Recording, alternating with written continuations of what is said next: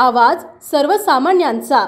नेहमीच काहीतरी अपघाताची घटना घडत असलेल्या कातर खटाव चौक ते धाब्यापर्यंत साईड पट्ट्या खचल्याने आणि चढ उतार असल्याने कुणाचं डोकं फुटतंय तर खुबा मोडतोय अशी परिस्थिती निर्माण झाल्याने रात्री 8च्या दरम्यान धाब्याजवळ 2 मोटरसायकलची समोरासमोर धडक लागल्याने एक महिला आणि 2 युवक गंभीर जखमी झाले।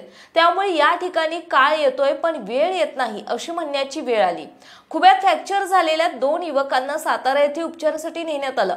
फलटण सांगली या महामार्गावर रोज हजारो लहान मोठ्या अवजड वाहनांची वर्दळ चालू आहे। रस्त्याचे डांबरीकरण झाल्याने अवजड वाहने पुलावरून भरधाव वेगाने जात आहेत। झाडे झुडूप रस्त्यात आल्याने रात्रीच्या वेळी कठडे नसल्याचा अंदाज येत नसल्याने दुचाकी चारचाकी वाहनधारकांना पुलावरून जाताना जीव मुठीत घेऊन प्रवास करावा लागत आहे। साखर कारखान्याची धुराडी आता बंद झाली असली तरी अवजड ऊस वाहतूक मात्र याच पुलावरून जोमात सुरू असते। या राज्य मार्गाचे रूपांतर राष्ट्रीय महामार्गात होणार असल्याने या मार्गावर मोठ्या प्रमाणात अवजड वाहतूक सुरू झाली। या अवस्थेत या अंतरात आणि पुलावरून प्रवास करणे म्हणजे धोका पत्करून मृत्यूला आमंत्रण दिल्यासारखंच आहे। प्रशासनाने घेतली गांधारीची भूमिका।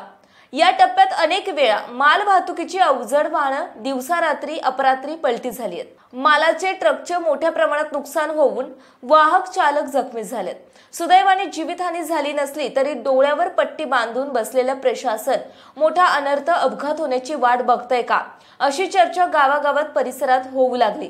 पुलाची रंगरंगोटी करण्यापेक्षा कठड्यांची आणि साईड पट्ट्यांची झालेली दुरावस्था कोण करणार असा गंभीर प्रश्न निर्माण झालाय। यामुळे प्रवासी आणि स्थानिक नागरिकांमध्ये असंतोष निर्माण झालाय।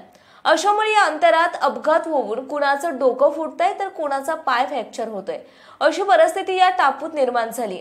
गोष्टीकडे संबंधित विभागाचे लक्ष नसल्यामुळे काही अघटित घटना घडली तर त्याला जबाबदार कोण असा प्रश्न निर्माण होतोय।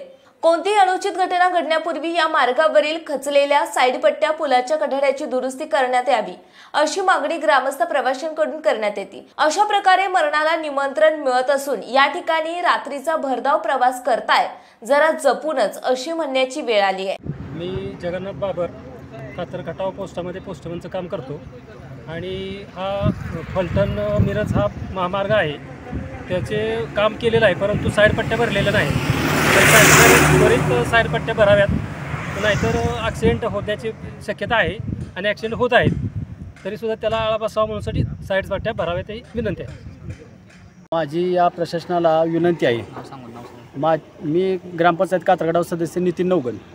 माझी या प्रशासनाला अशी विनंती आहे की हा फलटण सांगली महामार्ग आहे, मोठा राष्ट्रीय महामार्ग आहे। ह्या महामार्गावर कातरगडावमध्ये जे नवीन रस्त्याचं काम झालं आहे त्याची साईडपट्टी कमीत कमी 6 ते 7 इंचानं उंचीला जास्त आहे आणि ह्याच्यामुळे काय होतं या जर आठवड्याला कमीत कमी 6 ते 7 ॲक्सिडेंट होते या आणि माणसासनी बरंच लागतं या। आता काल एक ॲक्सिडेंट झालं आहे, काल 2 गाड्या 2 व्हीलर समोर थटले त्या आणि दोन्ही जवळजवळ 4 माणसं आहेत, चौघांना बी जास्त लागलं या।